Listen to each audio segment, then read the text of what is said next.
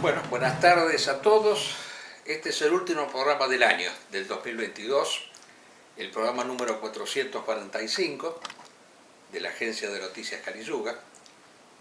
Bueno, es una situación muy especial porque aquí en la República Argentina se está viviendo un caos absoluto relativo a este famoso Mundial de Fútbol, el asueto que han decretado de una manera totalmente demagógica y ridícula acá en la República Argentina, las multitudes lanzadas a la calle de manera irracional y absurda.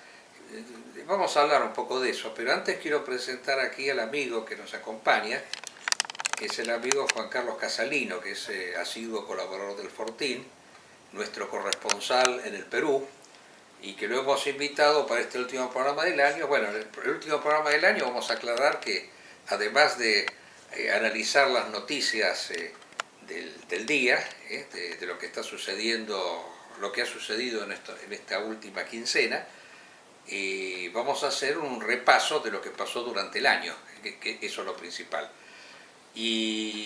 Pero como la situación del Perú está catastrófica, y lo invitamos especialmente acá al amigo Casalino para que nos hable, iba a estar Garazalde, pero justamente el tema que Garazalde no pudo venir por el asueto y aparte es imposible transitar por las... A ver, ahí aparece Garazalde. Ah, ahí está Garazalde, bueno. Buenas noticias, Garazalde. Decíamos que no ibas a estar y apareciste, ¿eh? ¿Me escuchás? Sí, funciona. Bueno. Explicábamos que hoy aquí en la República Argentina el caos que hay de tránsito, de multitud. Hay 4 millones de argentinos que están en las calles celebrando, pero de una manera multitudinaria, algo que nunca se ha visto esto, porque esto es un fenómeno increscendo, que hay que decirlo. Yo asistí a 3 mundiales, a 3 campeonatos mundiales, asistí a los 3. El del 78, el del 86 y este. Y puedo decir que ha sido una circunstancia increciendo, cada vez fue creciendo más esto. Porque en el 78, que fue cuando se ganó el primer campeonato mundial, sí, hubo festejos, celebraciones, pero fue una cosa tranquila, pacífica. O sea, la gente salía a la calle. Yo creo haber salido también a la calle a festejar, pero era una cosa, qué es eso, de barrio, de amigos, pero ahora ya, esto ya nos ha superado a todos. Y el tema está, yo pienso que tiene que ver con la situación política que vive el país y con la degeneración democrática que estamos viviendo. Porque desde ya, a mí el fútbol es un deporte que me gusta mucho, yo tengo que reconocer que me gusta mucho. Pero lo que a mí me repugna y yo rechazo es toda esta instrumentación que se hace de un fenómeno que es un fenómeno que tendría que ser algo, digamos así, para disfrutarlo. Pero ahora esto ya es una locura directamente, ¿no? Esto es una cosa infernal, de locos. Aparte, yo no sé en qué va a terminar esto, porque si acá no sucede una gran desgracia personal, de personas aplastadas, muertas, hasta los mismos jugadores estuvieron a punto de padecer un accidente porque chocaron contra un cable de alta tensión, que casi se mueren todos, ¿eh? O sea, de milagros, uno a último momento hizo agachar la cabeza a los demás, pero fue una cosa de locos eso realmente. Y esto incentivado por el gobierno, porque el gobierno, en vez de tratar de moderar la situación, al decretar este asueto, ha estimulado a que todo el público vaya, que toda la gente vaya. La gente no tiene nada que hacer y va a ir a la Plaza de Mayo. ¿Qué Plaza de Mayo? Toda la ciudad de Buenos Aires está invadida directamente. Es una cosa de loca. Bueno, todo venía porque Garazalde no ha podido venir, ha tenido que quedarse en su casa. Entonces tenemos 2 personas que están fuera de la ciudad de Buenos Aires. Uno es Garazalde, que a pesar de estar más cerca de nosotros, tiene una conexión de internet más complicada, ¿no? Porque Casalino desde el Perú nos está hablando. Así que, bueno, no sé, muchachos, ¿a quién le cedemos primero la palabra? ¿Quién quiere decirnos algo primero? Yo explicaba al comienzo que además de hablar de lo que está pasando, lo que ha pasado en los últimos días, vamos a hacer un raconto, un repaso general de lo que ha sucedido en el año, de los hechos más importantes. Y aparte, bueno, la presencia de Casalino para explicarnos lo que está pasando en el Perú. No sé, ¿quién de los dos quiere empezar a hablar? No se peleen, muchachos. Parece que Garayal me parece que se no tildó, escucha. se ¿Garayalde escuchás? No, se tildó. Me parece que Garayalde no está escuchando. Bueno, le cedemos la palabra a Juan Carlos. ¿Qué nos puedes contar de lo que está pasando allá en el Perú, Juan Carlos? Buen día, señor Marcos Gio, Teófano Garayalde. Sí, este pasado 7 de diciembre, Pedro Castillo quiso disolver el Congreso de la República, pero le salió la jugada tremendamente mal. Y en menos de 1 hora y media, en menos de 2 horas fue detenido por sus mismos guardaespaldas, que lo llevaron prácticamente a la prefectura de Lima, del centro de Lima, y el 15 de diciembre le dieron prisión preventiva de 18 meses de cárcel. O sea, todavía para el año 2024 recién podría salir, pero ya no creo, porque tiene cantidad de delitos, como 30 carpetas fiscales que le están imputando de varios delitos, y cuando hizo este intento de golpe de Estado de disolver el Congreso, le están acusando por el delito de rebelión y de conspiración. O sea, ni bien salió de la presidencia, ya se ha ganado 2 delitos nuevos, de rebelión y conspiración. Y que ha sido un gobierno completamente, desastroso, un gobierno corrupto como todos los que ha habido hasta ahora en Perú, ¿no? Porque donde ha tenido ha tenido cerca de 78 ministros en menos de un año, y 5 gabinetes en menos de un año ha tenido 5 gabinetes, y eso dice mucho.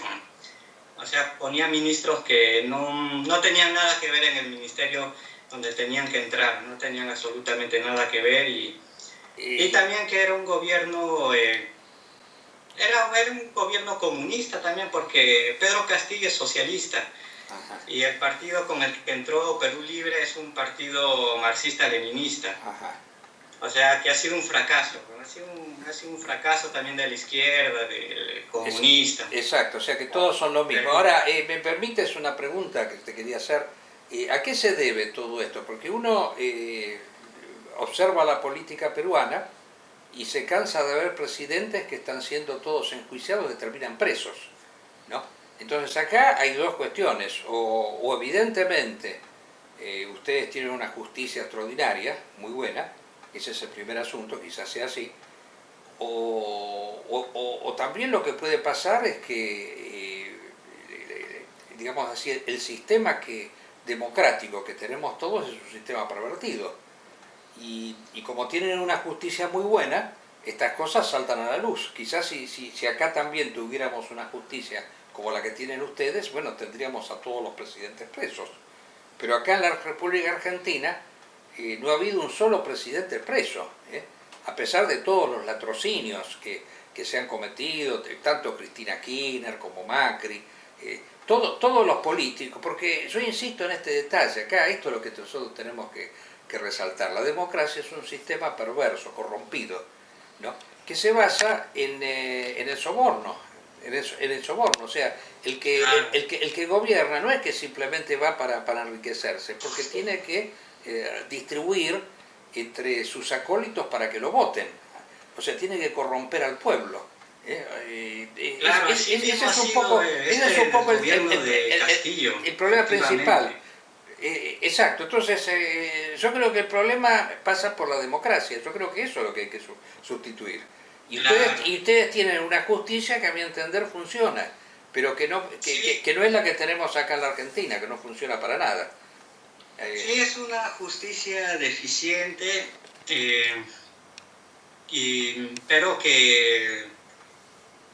pero lo curioso es que los anteriores presidentes que fueron encarcelados ahora están libres. Ah, bueno. Menos Fujimori, él va a morir en la cárcel. Bueno, pero están libres, Bueno, pero están con pedido de captura. Eso Toledo, Alejandro Exacto. Toledo está en Estados Unidos. El otro se suicidó, el otro se tuvo que suicidar. No se procede, pero los demás están libres porque también hay instancias, digamos, en el Tribunal Constitucional donde ahí los liberan. Ajá. Sobre todo en esta cuestión de las prisiones preventivas que no cumplen los requisitos y por eso están libres. Ajá. Pero en el caso de Pedro Castillo ha delinquido en su mismo gobierno, o sea, en funciones presidenciales. Sí, sí, sí. En cambio, los anteriores presidentes, por ejemplo, Martín Vizcarra, él se le ha enjuiciado por delitos que había cometido cuando era presidente regional, pero no antes de ser presidente. En cambio, Castillo, o sea, ni bien entró a Palacio de Gobierno, ya comenzó a hacer latrocinios, a cobrar sobornos, coimas, a entregar obras públicas a empresas mafiosas. O sea, desde ahí ya empezó a delinquir. Esto es lo sorprendente. O sea, los anteriores presidentes también hicieron latrocinios, todas estas cosas, pero lo hacían, digamos, 2 años después, ¿no? 3 años después. Él lo hizo, ni bien entró al mes, ya comenzó a contactar o a dejarse contactar por empresarios mafiosos. ¿Y cuál es la perspectiva que tú ves? A los meses ya se sabía todo esto. Y era tan descarado pero no pasaba nada porque tenía inmunidad presidencial. Y al Congreso ya se le decía que lo vaquen, que lo destituyan como presidente. Pero había sobornado a varios congresistas de varias bancadas. O sea, ya de frente fue al soborno para que no den los votos para la vacancia. Y no sé, este gobierno ha sido el más delincuente, el más corrupto de todos los anteriores, ¿no? Exacto, sacó el primer premio a la corrupción. Es el más corrupto de todos. ¿Y cuál es la solución que tú supones que va a haber acá? Porque acá es como tú dices, salen de Guatemala para ir a Guatepeor. Claro. No hay solución. ¿Cuál sería la solución? ¿Qué soluciones democráticas de adelanto de elecciones, por ejemplo, se están debatiendo en el Congreso? Sí, pero yo insisto... De adelantar las elecciones, recortar los mandatos tanto de los congresistas como de esta actual presidenta Dina Boluarte.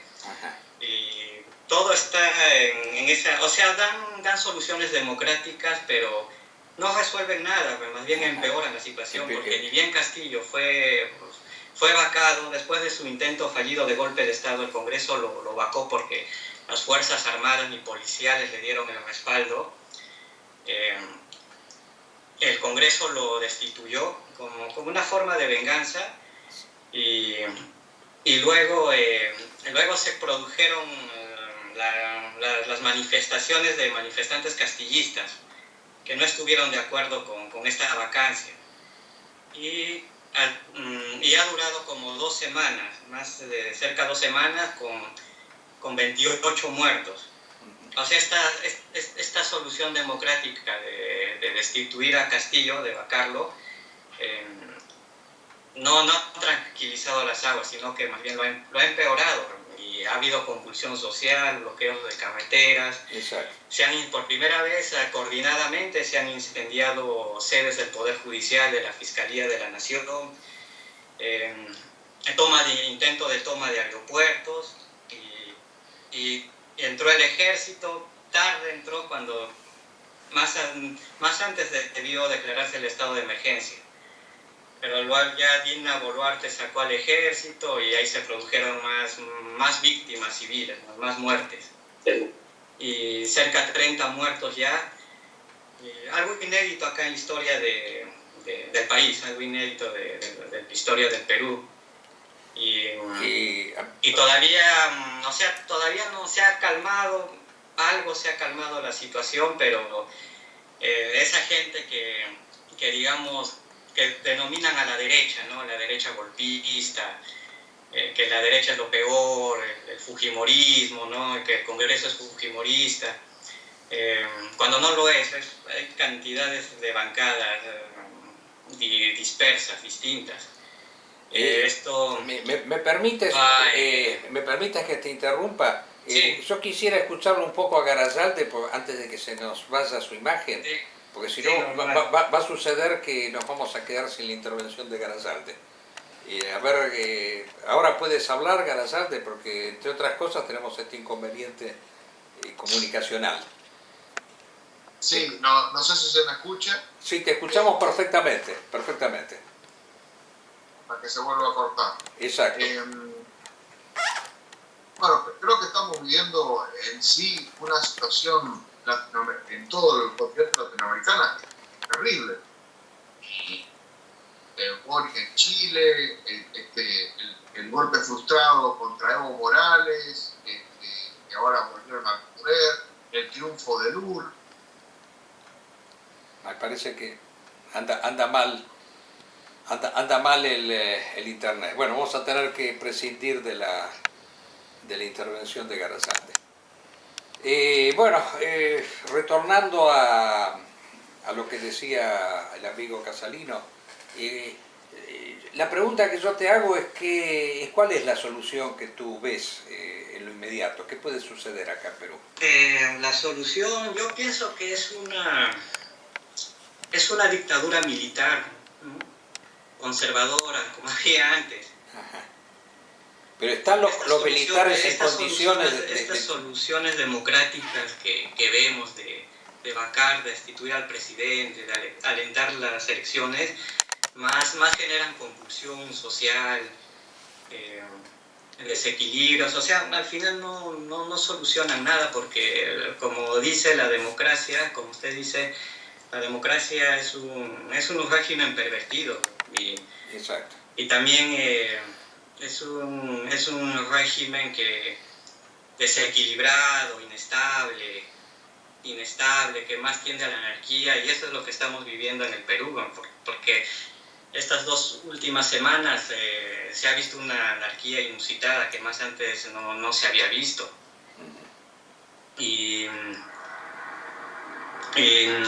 Pero esa posibilidad, esa solución de una dictadura militar conservadora, ¿no? Que había antes, por ejemplo en Chile Pinochet, ¿no? En Argentina Videla, ya no hay esa posibilidad porque el ejército peruano está, obedece a la constitución que está subyugada a los derechos humanos, a las organizaciones de derechos humanos, el Pacto de San José, de la ONU, y no van a hacer nada, están atados. De repente hay un sector del ejército que quiere intervenir, ¿no? Y poner orden al país, ¿no? Poner orden al caos, pero estas cuestiones de violaciones de derechos humanos ya no pueden entrar, no pueden intervenir. Y yo tengo mi teoría al respecto, ya que tú has tratado este tema de lo que pasa en el Perú, de la impotencia de los militares. Bueno, acá directamente de militares ni siquiera se puede hablar, porque las Fuerzas Armadas han sido totalmente desarticuladas en la República Argentina. Efectivamente. Pero el tema es el siguiente, ¿no? Que en algún momento, cuando existía la famosa Guerra Fría, cuando el comunismo de Moscú representaba un problema para los Estados Unidos, en tanto impulsaba la guerrilla en Cuba y en distintos lados, Estados Unidos vio bien, impulsó la presencia de las Fuerzas Armadas en los gobiernos, las dictaduras militares. Pero no es porque ellos consideraran que fuera el gobierno más adecuado, sino que era circunstancialmente el más adecuado. Cuando la situación se regulariza, o sea, desaparece ese peligro comunista que se tuvo en algún momento, entonces la democracia es el gobierno indicado. Es más, yo siempre me acuerdo cuando la señora Thatcher, la gran aliada de Estados Unidos, hizo la invasión de Malvinas, porque fue una invasión lo que hizo la flota norteamericana en las Malvinas. Ella dijo que no, era una expedición no solo para devolverle la democracia a los kelpers, sino devolvérsela a los argentinos.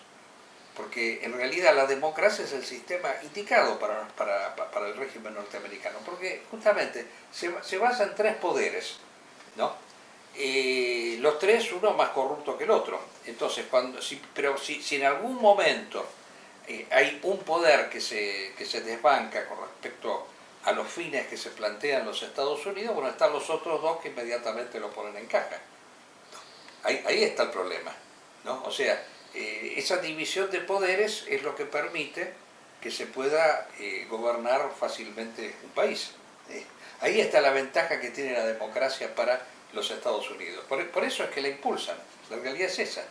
Y aparte, bueno, toda la corrupción que existe a través de los votos, a través de la compra de candidatos, esto que tú mencionaste anteriormente. Obviamente esto no va a funcionar de ninguna manera. Y esto va a ser cada vez peor, tal como lo vemos en la República Argentina, por lo que decíamos hoy de este espectáculo lamentable que estamos viendo por las calles, ¿no? Y que evidentemente no tiene parangón. Yo nunca había visto una cosa así, de millones y millones de personas lanzadas a la calle de una manera caótica, ¿no? Y no sabemos cómo va a terminar todo esto. Así que, bueno, yo pienso que la situación latinoamericana es una situación que está condenada totalmente al fracaso. Pero yendo ya a la cuestión que nosotros nos planteamos al comienzo, que es hacer un repaso de los hechos principales que han sucedido en este año, yo creo que hay uno que es el fundamental, el más importante de todos, y que es la guerra esta que tenemos entre Ucrania y Rusia, la invasión rusa a Ucrania. Ese es el gran tema que ha abarcado todo el año 2022 y que seguramente va a abarcar parte del 23, si no todo el 23, porque evidentemente el señor Putin ha manifestado en estos días que él no está dispuesto a ceder, porque lógicamente que si él cede, prácticamente abandona el poder. O sea, el señor Putin se está jugando su prestigio político en la guerra de Ucrania. Y esto viene al caso porque yo he estado escuchando hace poco, ¿no? En estos días estuve escuchando una serie de personas que siguen todavía apoyando a Putin, siguen creyendo que es la alternativa a los Estados Unidos. Miren, sin ir muy lejos, acabo de escuchar hace pocos minutos, porque lo subieron en un grupo de Facebook, una conferencia que dio este señor que yo conozco, porque he ido, cuando estuve en Barcelona, di unas charlas ahí en su librería, Pedro Varela, al cual yo fui a visitar en la cárcel porque estaba, cuando estuvo preso por vender libros prohibidos e inconvenientes, que yo insisto, ¿no? O sea, Varela es una persona que adhiere a la ideología nacionalsocialista nazi. Yo no adhiero a esa ideología, yo más bien soy contrario al nazismo, y aunque pueda reconocer algunas cosas positivas, ¿no? Porque tengo una visión, digamos así,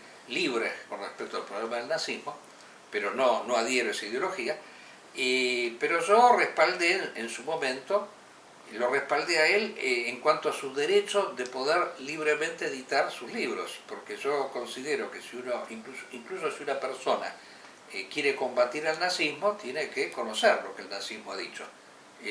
Mi lucha es un texto que tiene que ser leído. Incluso hasta la misma DAIA, la delegación israelita, decía, sus peritos decían que el libro Mi lucha es un libro que tiene que ser un texto de lectura en las universidades, porque si uno quiere estudiar el fenómeno nazi, tiene que leer Mi lucha, es indudable. Pero Varela estuvo preso por haber editado Mi lucha, eso es lo gracioso del caso. Bueno, sintetizando, yo lo respaldé en ese aspecto, pero ahora me encuentro con una sorpresa de que esta persona lo apoya a Putin, ¿no? Cuando Putin, en sus metas por las cuales invade Ucrania, su gran objetivo en la invasión de Ucrania, ha sido la de liberar a Ucrania de los remanentes del nazismo. Fíjense lo increíble del caso.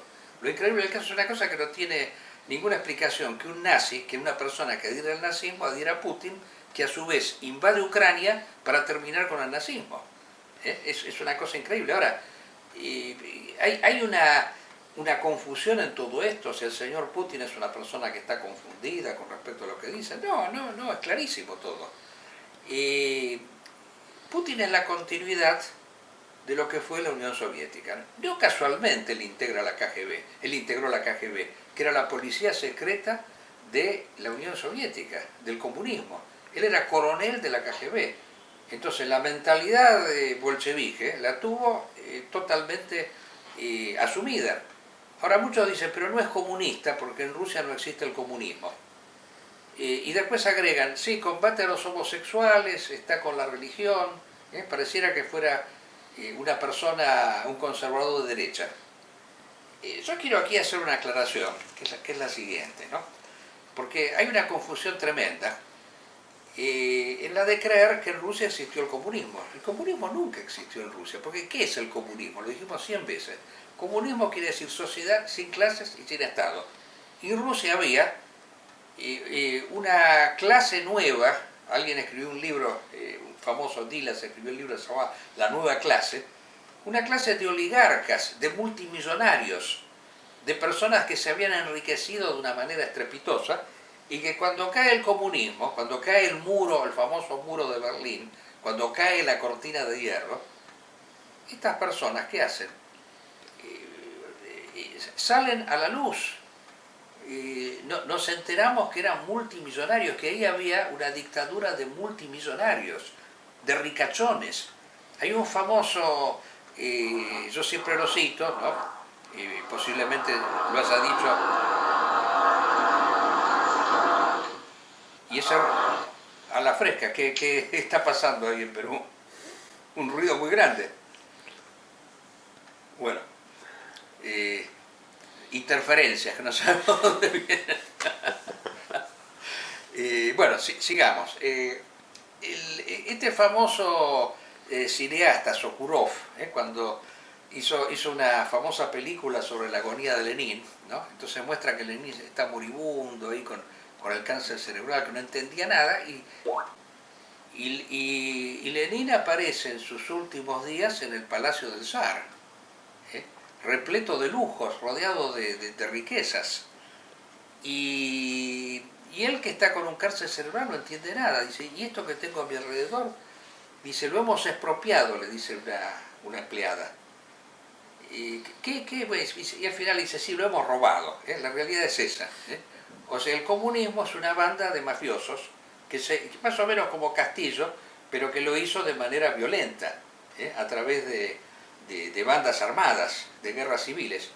Y bueno, y cuando se derrumbó eso, estos multimillonarios empezaron a recorrer el mundo, a comprar clubes de fútbol, grandes empresas. Bueno, lo mismo que los chinos, con los chinos pasó exactamente igual. Hay capitalistas chinos por todos lados, compran absolutamente todo, porque fue una tiranía que explotó al pueblo. Ahora, lo interesante del caso es que ellos utilizaron la ideología, como decía Marx, como una especie de cobertura que justificaba sus explotaciones, ¿no? Y entonces un montón de personas en el mundo entero estaban convencidas que luchaban por el socialismo, dando la vida por la Unión Soviética, por Rusia. Bueno, ahora pasa exactamente igual con personas como este señor Varela, entre tantos. No es el único, eso lo menciono como un ejemplo. Y que están dispuestos a dar la vida por este ideal que sostiene el señor Putin, que es la multipolaridad. Multipolaridad quiere decir un mundo en donde prácticamente el mundo de jauja, donde todos los pueblos pueden resolver por su cuenta, donde no hay un solo poder como que es el poder globalizador de los Estados Unidos, plenas libertades, el mundo, la Paponia, el mundo de jauja. Somos idiotas, nos toman por estúpidos. Cuando el comunismo, cuando Rusia tuvo poder, y aclaro que nunca fue comunista Rusia, cuando Rusia tuvo un poder importante militar porque ganó la guerra gracias a los Estados Unidos, los pueblos que cayeron bajo su hegemonía o que fueron sus aliados, fueron sus esclavos. La realidad es esa. O sea, si si Rusia logra ganar la guerra contra Occidente, porque ahora se está planteando una guerra de Rusia contra Occidente, acá va a volver la tiranía que padecimos antes, el régimen de opresión que padecimos antes, en donde las personas se tenían que escapar del país bajo pena de ser asesinadas. ¿De dónde saca este señor que el señor Putin ha dejado de ser comunista simplemente porque asume las banderas de la religión?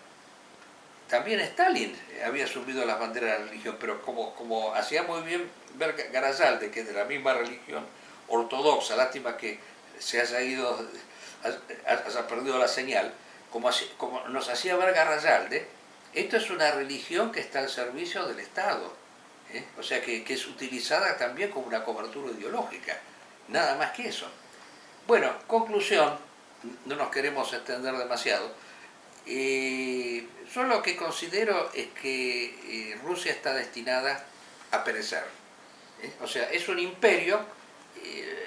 Sacamos una pequeña nota en el Fortín, de paso comentamos que salió el nuevo número del Fortín, el último número del año 22, en donde nosotros explicamos, Rusia es un país condenado a perecer como imperio, ¿eh? Y como nación también. Y perdió todas las guerras ha perdido, ¿eh? Y la única guerra que ganó fue porque recibió el apoyo norteamericano. Y si Rusia no recibe el apoyo norteamericano, como ahora, está condenada a perder. Yo me pregunto, si perdió en Afganistán, ¿cómo no va a perder acá en Ucrania? Que es un país más importante de lo que eran las tribus de Afganistán, que lograron aplastar al ejército soviético, e incluso cuando Rusia estaba en condiciones mejores. Así que yo creo que de ninguna manera el señor Putin va a tener éxito. Yo creo que va a fracasar. Desde ya está el peligro del arma nuclear, de la bomba atómica, que es un arma que puede llegar a utilizar. Así que esa es la perspectiva que veo para el año que viene, que va a haber un giro extremista, representado entre otros por este famoso ideólogo Dugin, del cual hemos hablado muchas veces.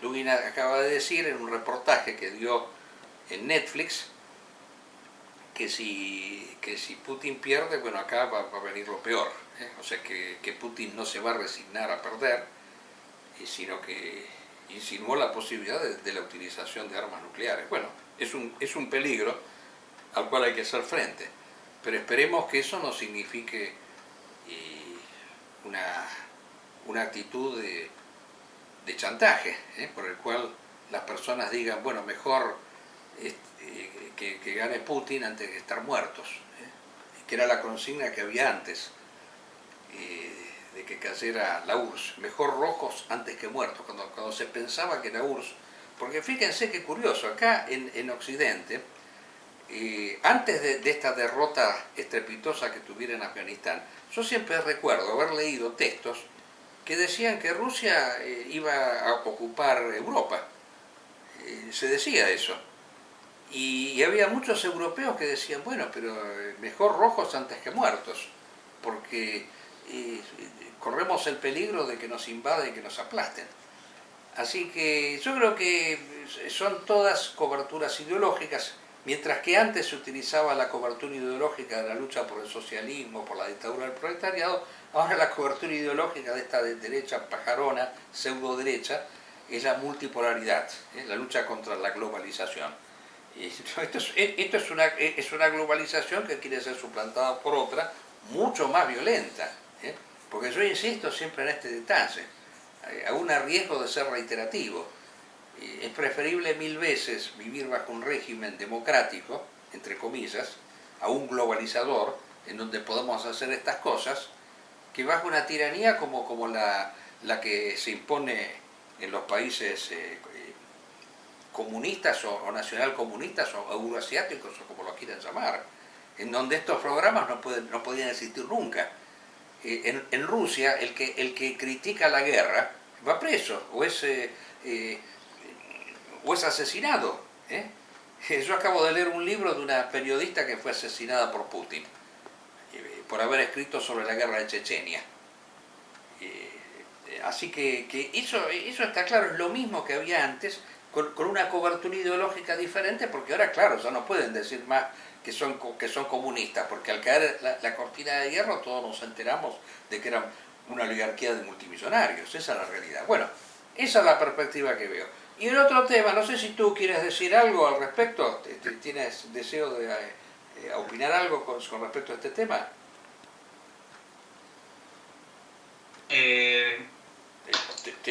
Sí, a ver, desde sí. luego una tiranía socialista, comunista es peor que una democracia liberal, pero cuando estas democracias liberales fallan, fracasan, hay el peligro de que desemboque que entren partidos comunistas y tomen el poder y ahí se queden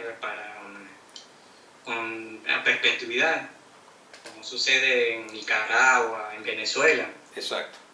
En Cuba también, y o sea, al final cuando fracasan estas democracias liberales y hay un partido comunista, ¿no? Hay grupos comunistas, socialistas, y intentan tomar el poder, y si tienen éxito ya no salen de ahí. Y así como Cuba creo que ya tiene más de 70 años, creo. No, tanto no, pero sí, cerca de 60, sí. 60 de tiranía comunista y parece que va a ir para siglos. Para siglos. Nah, tanto no creo. No, o sea, no creo que ese para es tanto. el desastre, ese es el destino de estas democracias liberales. Exacto, que destino, son las si no partes... es ese destino, no es un destino comunista, es un destino de más anarquía, más caos, más desorden, más Claro, desgobierno. pero yo lo que te quiero decir, Juan Carlos, que desde el punto de vista nuestro, de las personas que queremos exponer una idea, que no es la idea del sistema, como en nuestro caso, los tradicionalistas, o sea, un tradicionalista bajo un régimen comunista o como se lo quiera llamar, está condenado al gulag, está condenado, si no es al gulag, al asesinato. En cambio, en un régimen liberal, bueno, todavía podemos decir algo, aunque sean pocos los que nos puedan escuchar, Claro. Todavía podemos decir Claro, algo. y también Podemos que hacer no algo. hay acá en Occidente prácticamente, ni en Oriente, o sea, no hay un grupo o grupos religiosos, tradicionalistas, tradicionales, que no se consideren ni de derecha ni de izquierda, o que o que no se identifiquen con los liberales, ¿no? con los comunistas. No hay eso, y si no hay eso, no hay luz, no hay luz en el túnel, no hay luz en el túnel, porque todo se diferencia, se distingue entre el antagonismo es entre liberal o izquierdista. De ahí no hay incluso un punto medio, no hay un punto medio. O acá en el Perú eres fujimorista o eres rojo, no hay un punto medio. No hay manera de en realidad son dos caras de la misma moneda. Otra postura política. No Bueno, hay manera ahí estamos nosotros para tratar de formularla, ¿no?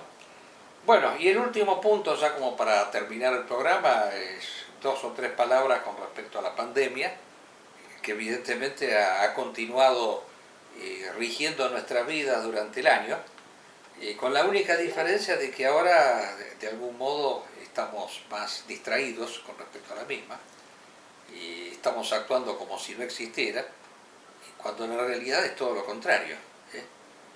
Yo que sigo muy puntualmente todas las estadísticas que se dan en un medio como el New York Times en los Estados Unidos, en Estados Unidos diariamente están muriendo en la actualidad más de 400 personas por día de COVID.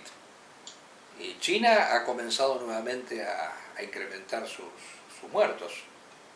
Mejor dicho, ha empezado a haber muertos en China, cuando antes se decía que había desaparecido la enfermedad. Así que yo pienso que esto va a continuar, se va a agudizar todavía más porque, insistimos en este detalle, esto es el producto de la crisis de la modernidad. las pandemias y los desastres climáticos son productos de la destrucción del medio ambiente.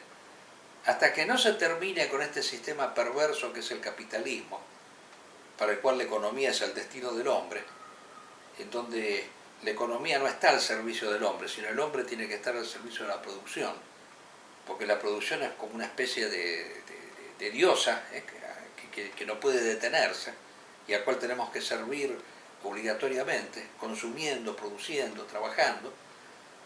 Bueno, esto trae estas secuelas que nosotros estamos viendo, la destrucción del medio ambiente. Así que esta es la alerta que nosotros queremos dar, de que el año que viene todavía vamos a escuchar hablar por mucho tiempo de la pandemia, de la guerra de Ucrania y del caos democrático que vivimos en nuestro medio. Bueno, con esto creo que hemos llegado al final del programa. Saludamos a todas las personas que con tanta paciencia nos han estado escuchando durante el año y en febrero retomaremos nuestras actividades. Hasta el año que viene, si Dios quiere.